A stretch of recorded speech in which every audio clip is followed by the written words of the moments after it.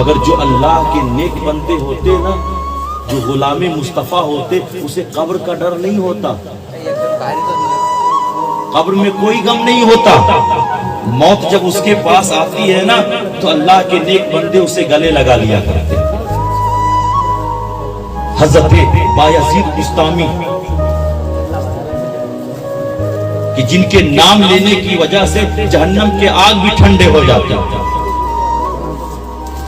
حضرت بایزید بستامی جب قبر میں انہیں لٹایا گیا نا تو فرشتے آئے۔ میں یہ ان لوگوں کا تذکرہ کر رہا ہوں کہ جو لوگ غلام مصطفیٰ ہو جاتے ہیں نا تو قبر میں بھی اسے مصطفیٰ کی سنت یاد آتی ہے۔ بایزید بستامی کو جب قبر میں لٹایا گیا تو فرشتے آئے منکر نکیر، سوال کرنے لگے، من رب کا، تیرا رب کون ہے؟ بایزید بستامی نے کہا، من انتما، تم دونوں کون ہو؟ منکر نکیر نے سوال کیا، من رب کا، تیرا رب کون ہے؟ سوال کرنے والے تو وہ اللہ کی ڈیوٹی ہے، اللہ نے ڈیوٹی لگا رکھی ہے فرشتوں کی کہ جب بھی کوئی قبر میں آئے تم جا کر کے سوال کرو، 3 سوالات ہوتے ہیں۔ اب جو ہی منکر نکیر نے سوال کیا، من رب کا، تیرا رب کون ہے؟ بایزید بستامی نے کہا، من انتما، تم دونوں کون ہو؟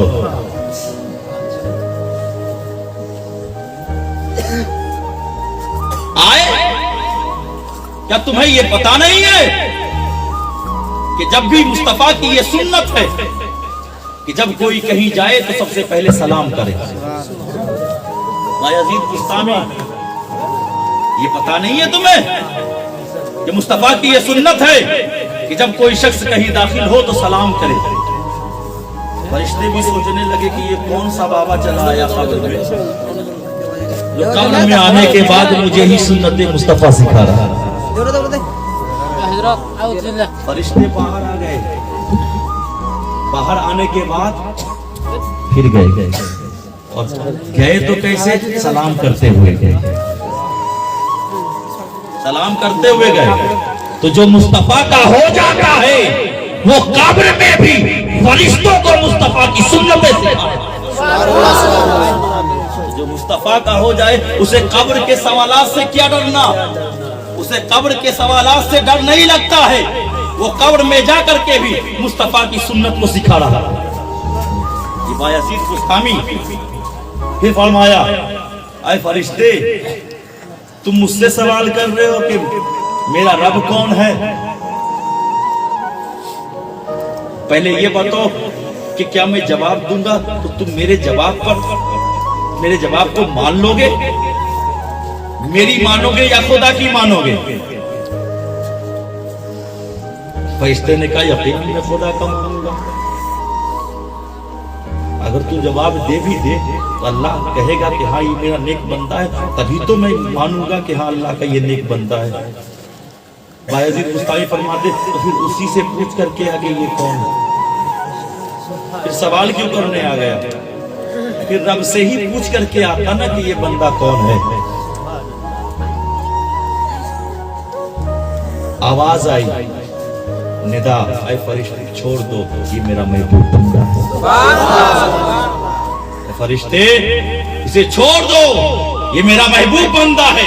اور ایک حدیث کی عبارت بھی ہے، اس کا ترجمہ میں آپ کو کہہ رہا ہوں، جب اللہ کا نیک بندہ غلام مصطفیٰ قبر میں جاتا ہے نا تو قبر میں جانے کے بعد وہ جب اٹھتا ہے، جب فرشتے پہنچتے ہیں نا تو اسے یوں لگتا ہے کہ ابھی عصر کا وقت ہو رہا ہے، عصر کا وقت ہو رہا ہے۔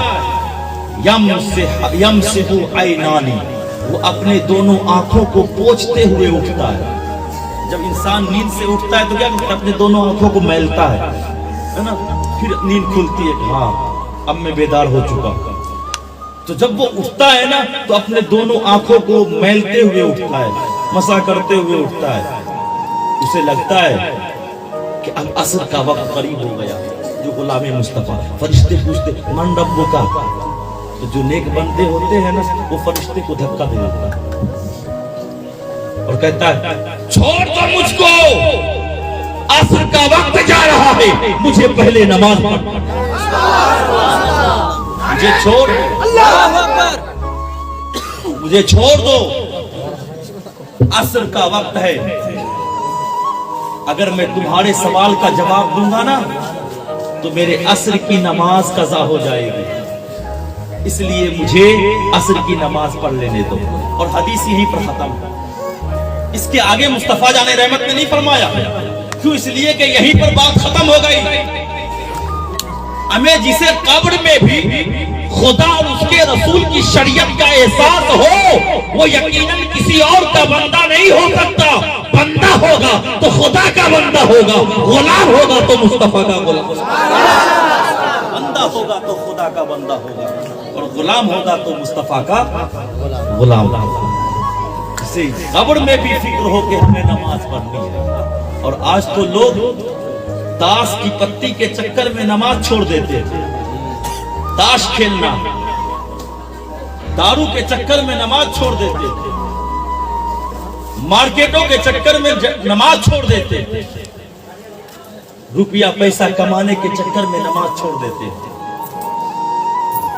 مگر وہی نماز ہے جو انسان کے قبر کو جنت بنا دیا گیا۔ مرنا سب کو ہے مسلمانوں، اس لیے مالدار کے غلام ہو کر کے مت مرو، اگر مرنا ہی ہے تو مصطفیٰ کے غلام ہو کر کے مرو، کیونکہ غلامی مصطفیٰ سے زندگی بھی سنور جاتی ہے، غلامی مصطفیٰ سے قبر بھی سنور جاتا ہے۔